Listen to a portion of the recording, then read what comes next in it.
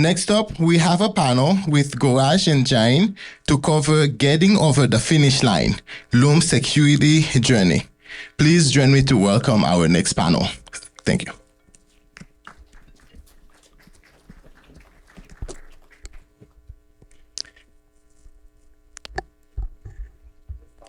Okay. Hey, how's it going, everybody? Thanks for being here on a rainy Saturday morning, and appreciate you spending the next 30 minutes listening to our talk. Quick introductions. Myself, my name is Narayan. I lead security at Loom, which got recently acquired by Atlassian. Previously, doing a lot of product security and cloud security at Lyft and Adobe.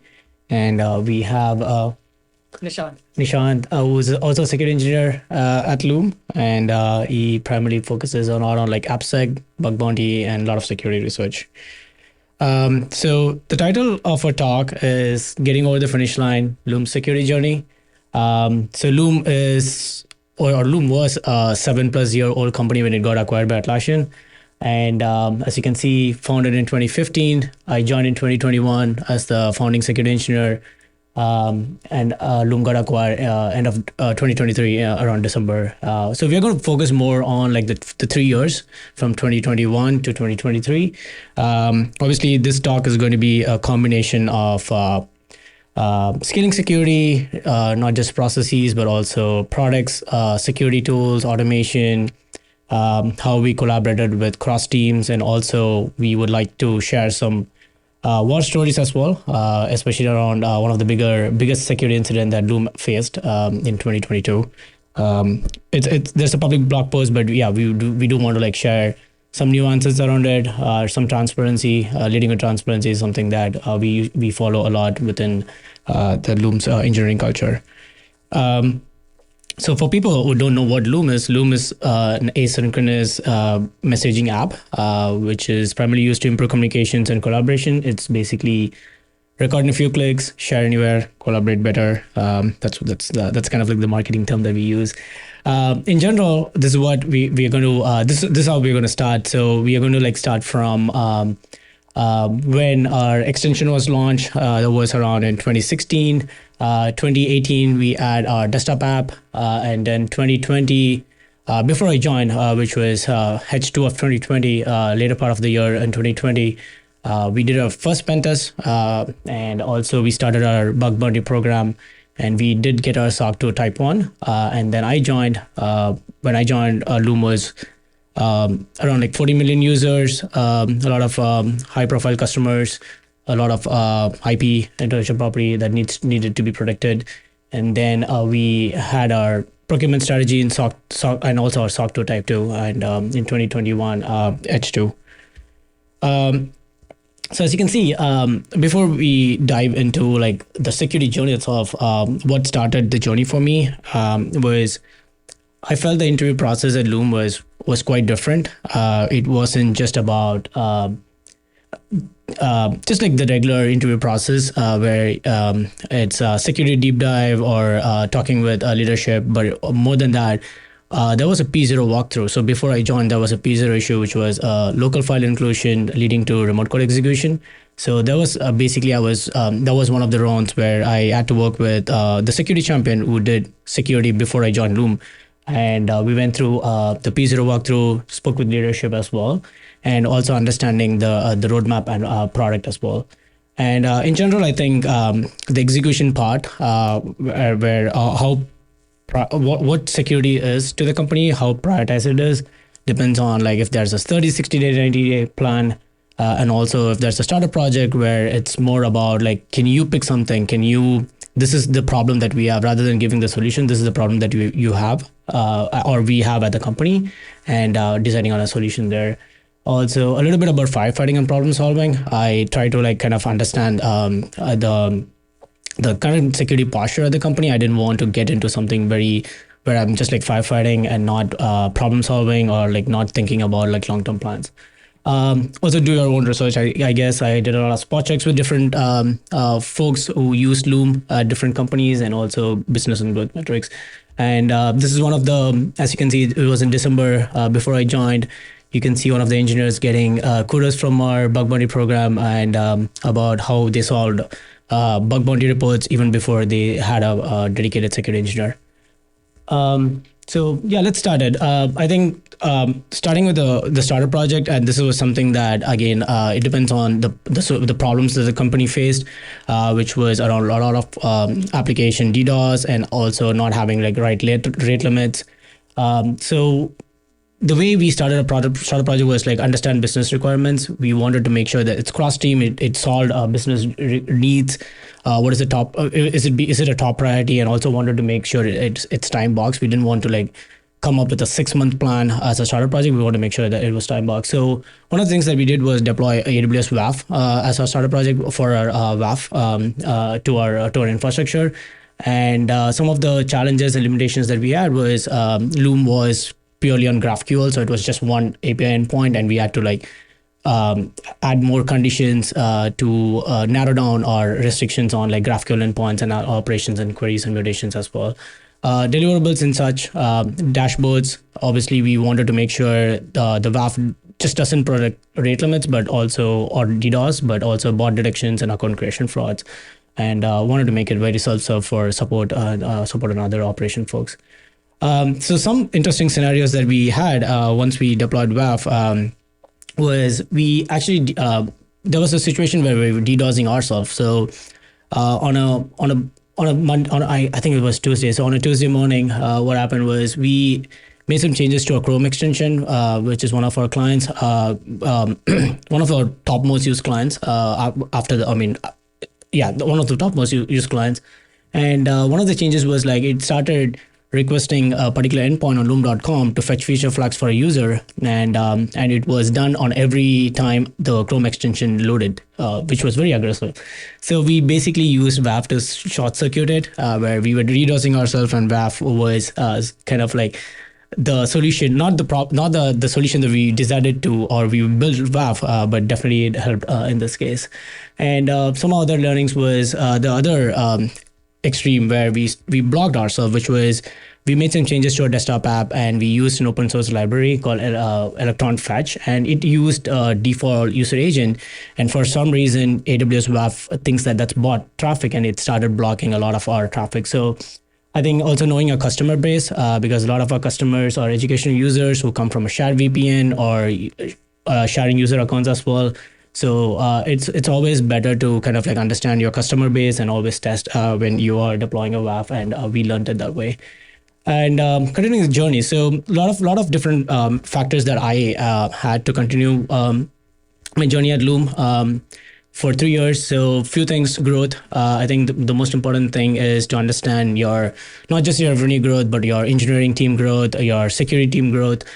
Business validation is also very critical, I would say, where as we continue the journey in 2022, there were a lot of other big players like Slack, Microsoft, and Zoom coming up with their own version of asynchronous video messaging system. So it kind of like gives you a validation that the industry does believe in that particular space, and it's all about like you finding the product market fit and delivering the right thing to your customers. Cultural values. So there are a lot of cultural values that we follow. One of the things that I really looked forward was optimism in a startup. It's funny today, but when I joined Loom, my first week at Loom was my hiring manager's last week. So it was kind of a journey. So I think being optimistic, being transparent, kind of like talking with the leadership, making sure you are kept up to date about the company, the culture, it's super important. And engineering principles, fail forward. I love that at Loom, where they believe that failures are the stepping stone of success. Don't make the same mistake twice, but always be ready to fail forward. Do not hesitate on that. And state of security, again, just like fast forwarding on this, we started deploying incident tool management, security and compliance team expanded. We were 3 people in starting 2022. And if I include my manager, it's 4 people. And then endpoint security end of 2023. So scaling security. So around like processes and policies, right? So I think the first thing that we had was a vulnerability management policy, which was the kind of like the backbone of our expectations from a security team. So we made sure there was like we had a standardized scoring. We just went with a very simple CVSS scoring. add proper SLAs, make sure that we build trust and relationships and partnerships with team. We also helped, or we also came up with a leadership, which is to leadership review, which was like basically ranking our teams based on like security debt, and also made sure that like when people fix security bugs, there was definitely a shout out like in terms of the priority of the security bug. Exceptions for sure. I think driving with empathy, making sure you have some exceptions in place as well. Because in one thing that we did differently at Loom, which I didn't do at before in my previous job, was that the compensating controls was always owned by security. We would add like monitoring, we would add rate limiting, or like kind of like anything that would decrease or limit the blast radius, and also shunning away from escalations as much as possible, and automations as well. So obviously we kept our team security team lean, and that was only possible by procuring some software security tools as well. We did have like a hybrid approach where we would buy but then build a lot of customizations on top of it, because security is all about context, and we didn't have like the issues of top 10 OS web application security issues. We had like our own custom issues at Loom. And we always used to ask the two important questions: look, why do we need this tool, and what if we don't buy? And alternatives considered. Some learnings that we had over the journey was like never go with a multi-year deal. Security tooling changes quite a bit. A lot of new players come in, go out. So, and lack of customization was never was a no-no for our procurement strategy. And working with product, right? So working with product was always I would say challenging in a good way, because you need to understand what security needs, you need to understand what the company needs and the product needs. So we went with something very simple, again, like simple and but effective from what we saw. We based it on like the impact and the effort. And if it's low, then just like thankless task. And if it was like the effort was high and if it was like low, we would just like forget it. And the quick wins and strategize and plan as well. And I would say we also had a good balance between fixing vulnerabilities versus product features. We didn't want to, this again comes with like firefighting versus problem solving. So we wanted to make sure that the product features or like fixing vulnerabilities was given as importance as like product features as well. Again, this is like automation. Again, I think this is where I think it helps engineers drive productivity as well. We did come up with a trust but verify. We implemented break glass scenarios so that people don't get blocked, but they understand that they're accessing something very sensitive, and those accesses are audited, and making sure those guardrails are in place. And we did come up with a lot of code guidelines and linter checks, and we built our own threat detection platform in addition to something commercial we had. Again, these are part of like customizations that we had as part of our security automation. And security incidents kind of like followed a very standard process, but something different that we did, which I'm going to just focus on, that is SEV zeros. Yes, drop everything, fix it. SEV 1, 3 business days. The reason why we had SEV 1 to be 3 business days was we factored in a lot of factors, out of which 3 are like the attack surface. We always looked at the potential attack surface. And the reporting source, if it was like external, that we definitely categorized it as like SEV 0. If it was internal, SEV 1, and active exploitations and monitorings in place, which was again like owned by security. And there was a lot of like ownership that security had with security incidents, like writing API rules checks, SaaS checks, and extending our detection and response platforms, like basically our sources, and also fine tuning alerts to make sure that we have like good signal to noise ratio there. Okay, so again, this the state of security. I'm going to talk more of the incident right now, and the security and compliance team did expand in 2023 as well, and Atlassian acquires Loom. So, okay, so this is a war story that I would like to share. One of the incidents that happened in March 7, 2022. So this was related to a CDN config change, and it did lead to wrong user sessions fetch back, or wrong user session sent back to the incorrect user. So CDN config change, it's in merge queue on Tuesday morning at 9 a.m. And this was already one thing that I want to point out. This was already in staging for 2 weeks, so it was all good. And I'll say why we didn't catch this in staging in the next few slides. So basically, it's so before this config change, we would strip out the cookies on CDN. The CDN basically was for static assets like JavaScript, CSS. This gets cached, and we would that's how it worked, and deployed to production at 10:21. And what happened was the config change that we made did not strip away these cookies, and what happened was we would send back the cookie to CDN, and the CDN would actually cache the entire request here. So few things that we wanted to point out is that it was cached for 1 second, and the reason why it was cached for 1 second, even we had this cache control max age error to be 0, was because we used a CDN managed policy called caching optimize. It is an AWS managed policy, and whatever max age or whatever age that you set, the minimum age that it sets by default is always 1. And basically it was cached for 1 second, and this was the reason why it wasn't cached in staging, because staging traffic was pretty low.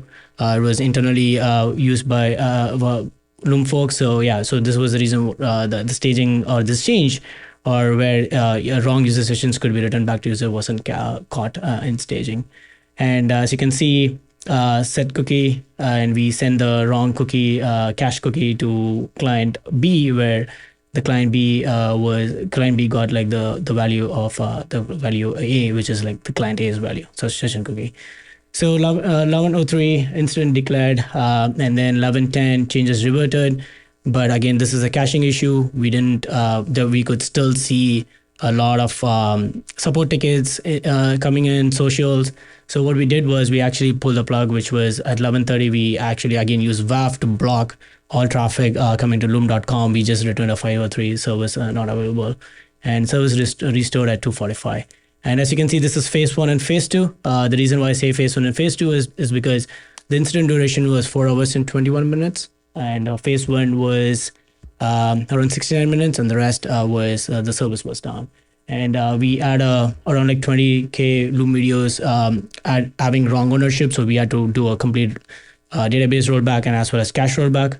So we had to lose those Loom videos, and we didn't have a better option there. And we did a potential impact analysis using using users coming from different IPs, geolocations, and user agents within the short time frame, and also using historical data. So yeah, we had like around like 3K users, impacted users, to which we had to like communicate about the incident.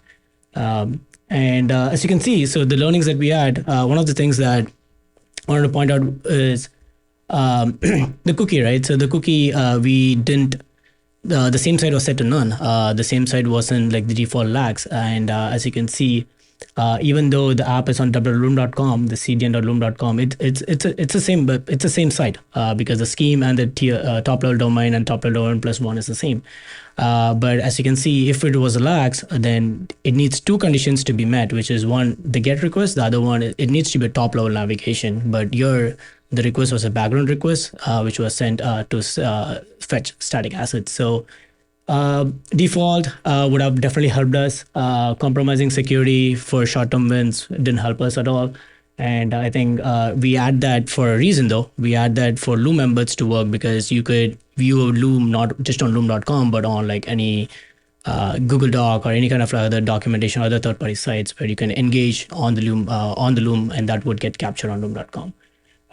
Compromising security, more effort and time. We did a effort and time analysis, and it did take us 3 days to fix this, the same site to be lags, but it took us like almost 2 to 3 weeks of probably half the company's time in comms and in other actionable items that had to be done after the incident. Other action items, difference in depth for sure, low scope cookies. Device spinning is something that we have right now in loom.com, making sure we use historical IPs, user agents used by a user, and if we see something different, we definitely do flag on that. Code audits, and also we started doing, security started being part of like quarterly planning more. We were part of it, but we started being more active on it after this incident. Post-incident, responses, I think that's where like a lot of time was spent, and investigations. But also one of the things that we did was we did give out a free 6 months free trial for our paid features that includes like audit logs and privacy settings, which is only available for enterprise users to impacted users and also people who thought they were impacted. And state of security. And Nishant joins the team post 2023 after the incident. We did have the rec before the incident. It was not like we hired somebody after the incident. We did have it before it. And then Loom AI gets launched and Atlassian acquires Loom. So this is kind of the state of security until 2023. And I will let Nishant take it from here. Hey everyone. So I graduated in 2023. So Loom was actually my first job and it got acquired. Yay. So I handle a bunch of things as a new grad. I write code, the production code. I don't push it, it gets reviewed, don't worry. And I help developers fix code issues. More than that, someone who has had prior experience of being a bug bounty hunter. I was tasked to not only triage our reports, but to manage and build relations with the hackers. Third, like Narayan mentioned, we have our own Swiss knife, our own set of tools. So contribute to that, writing scripts, interacting with Loom's internal APIs and GraphQL queries and stuff like that. So this is our bug bounty. And as you can see, 2021 is when the security team was created. So a lot of money was paid. But then it started declining, right? So the reason for that is as the program matures, right, it's difficult for researchers to find valuable and impactful security vulnerabilities because we are doing our job. But if you notice, the total number of submissions and valid reports, except for 2021, the ratio has been somewhat constant.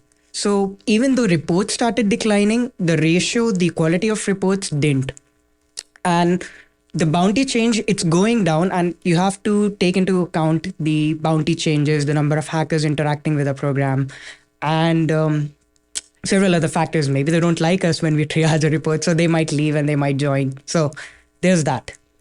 So how did we do this? Before I joined Loom, Narayan and team did a very good job of making this a habit where we bump our bounty prices or bounty amounts every year. So as a researcher, this is news or this is music to my ears that, hey, Loom is paying twice the critical amount they were paying last year, so I'm going to hunt on them. Next is promotions. So we have short-term promotions like paying out 1.5x or twice the amount of bounty for our mentioned severities. But we also do something known as long-term promotion, where we incentivize hackers to look for issues that we want them to hunt for. For example, hey, show us some consistency and here is your $555 for submitting 5 valuable vulnerabilities on one asset. Similarly, Loom launched AI. So we are like, hey, if you find an AI security issue, just drop it in the report. Next is high efficiency. So you also expect if as a researcher, I'm putting in my time and effort and producing good reports, right? I want to be rewarded in time. So we triage fast, but we pay faster. So yeah, 96% of reports match this criteria. So nice. Innovate and learn.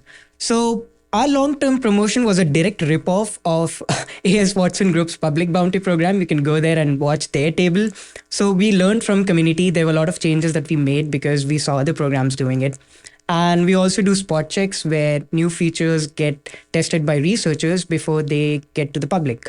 So that's also nice. Now, some gotcha moments. Why run bug bounty in the first place? So Loom was plagued with email verification bypasses, and we have had these reports like coming in every year, and that's like that's a crown jewel. So why was it so? Because Loom believes in velocity. So a code that was written a year ago is now a legacy code, and with a lot of developers developing fast and changing requirements, it was difficult for security engineering team to catch these issues in time.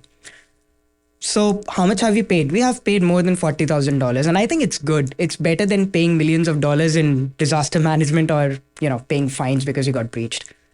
So this is our overall stats. We have paid more than $170,000 in bounties. We have triaged 250 plus reports. I have triaged over 100, and our highest bounty was last month, almost $8,000, but we cannot mention that, hence a plus.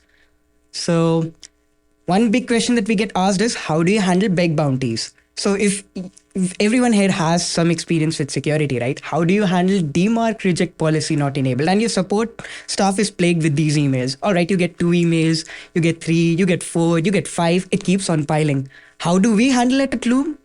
We have a support page and an embedded security form, or like a bug bounty form, where support team gets a message, hey, I have found a security issue in your website. I want to report it. So we send them to this form where they send the report. It gets sent to our funnel where we have triagers, where Narayan, our manager, we get to take a look at it only once it gets filtered out. We don't have to deal with these reports anymore. So yeah, once we are done with this, how do we do SAST? SAST is something that Loom does differently. We have our own rules, which is we focus more on custom rules. Let's say we have an incident, then we would, security team and developer team would collaborate and try and identify what went wrong. And then we have an inventory of all these incidents or recurring security issues where we would just, we would create a postmortem. And postmortem is where the real code analysis happens. We would use this inventory, would make a good looking doc where we have all these incidents and, why this happened and what was the cause. We don't manage who did it, but we do know who did it. So what do we do after that? We usually make rules, and those don't hinder development process. Those are just inline PR comments where we are like, hey, you're not supposed to do something like this because this has introduced issues in the past. So maybe you might want to be more mindful. So yeah, this is pretty much how we do it. And the last thing we want to mention is that Loom has been fortunate enough where developers also care about security. It's very rare, trust me. So dev teams and security teams, they come together and they manage security. So yeah, that's pretty much how we do security at Loom. We did security at Loom. So cool. Thank you. We have time just for a few questions. Please, I'll remind you, if you have any, go on BSidesSF.org/Q&A, and I will gladly read them for you. So far, we have one question for you guys. It says, how did you decide what order to address certain priorities? SCIM before endpoint protection. In parentheses. Couple of factors. We would definitely look at our past bugs, security issues, and see which tool would fit in better to kind of like shift left and like prevent them from happening again. And definitely compliance requirements also comes in pretty on the top, where we understand if we have certain compliance requirements for SOC type 2, or we are trying to get a different certification, then what else needs to be done on that. And I think the third most thing is we work with support, and we kind of like have an inventory that Nishant mentioned, which is what are the requirements, or like do customers ask for a particular thing again and again. So I think we keep a note of that. Like, for example, I think SIM was definitely something that was on the top, and then that's when we decided to buy a commercial product for SIM within Loom. And I think the top three factors, which is business requirements, compliance, and also what our customers need. Like, is it a deal breaker? Like, are we losing out on a business deal? It's just because like we don't have it. And I think those are probably the three factors that we take into consideration. Thank you. Our next question is, how's the infrastructure security like at Loom? Misconfigurations and security infra, etc. So we are on the security team, but we are on a broader infra team. Our boss leads infra and security. So that's how we are structured. So we are very, very, very close to infrastructure. And we do use certain IAC tools. We did try out a commercial tool from Sneak, but also we do have other open source tools that we have used because we use Terraform as our infrastructure as code. And I think the infrastructure team runs a particular linter check, which does a lot of like security checks. And we also use a CSPM product within Loom, which kind of like identifies these misconfigurations. One of the other things is that we do use service control policies pretty extensively, just to make sure that we have the guardrails and making sure nobody or not a lot of people within the engineering team can create like insecure resources in the first place. We only have time for one last question. If you have any other question, please, after the talk, I'll encourage you to meet with our panelists here. The question is, do you use a bug bounty management provider? And if not, why did you decide against it? So we purposefully left out which vendor we use, but we use HackerOne. And the reason we wanted to use HackerOne, I think that was a decision made before I joined Loom, or before even Narayan joined Loom. So I think only our CTO can answer that. But why we have stuck with it? Probably because better triaging experience. And I used to hunt extensively on HackerOne, so I know the system well. And I know pretty much all of the researchers who are hunting on a program. Not all of them, but majority of them. So yeah. Please join me to thank our panelists.